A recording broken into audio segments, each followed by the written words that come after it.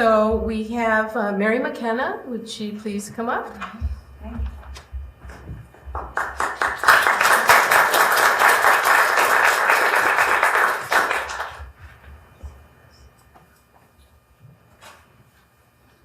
So I'm delighted to be here, and I just wanted to say, you know, I recognize so many people, and I was talking to a friend who doesn't do this kind of thing, and I said, I have a tribe, and I think we are kind of like that. You know, we don't know a lot about each other, but we share this one thing, and we share it in such a beautiful way often. So, you know, we have a tribe. And so I thank you for allowing us to be here. I want to explain that. First of all, I had so much fun today. And do you know what Google is?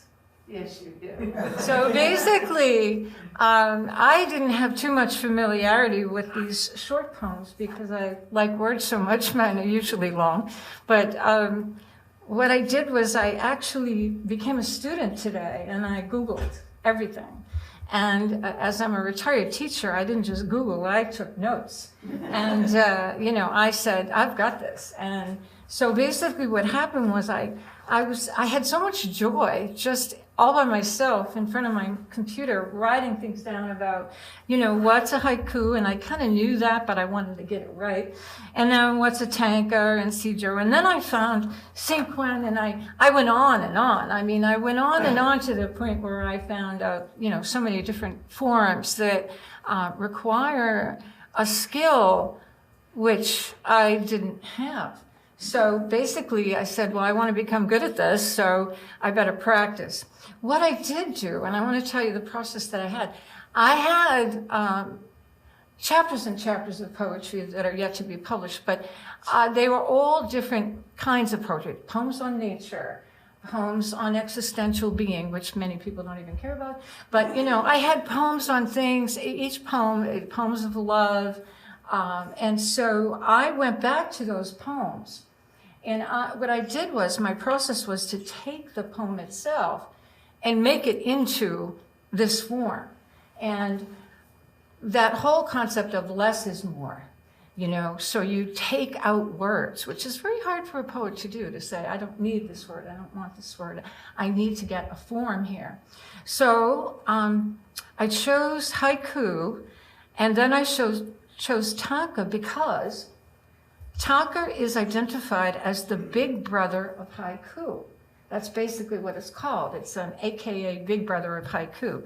So haiku is 575 in terms of syllables, but tanka is 57577. See?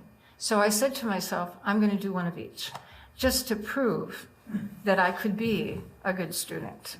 And I know, because when you're a teacher, you tend to think, you know, I know all I need to know, but now it was me being a student. Are you a good student? Okay. I can see it in your eyes, okay? It's all there in the eyes. All right, so my haiku is as follows. Many people who come to visit me call my home, which is a beautiful concept, they call my home the house of grace. Now, I did not create that.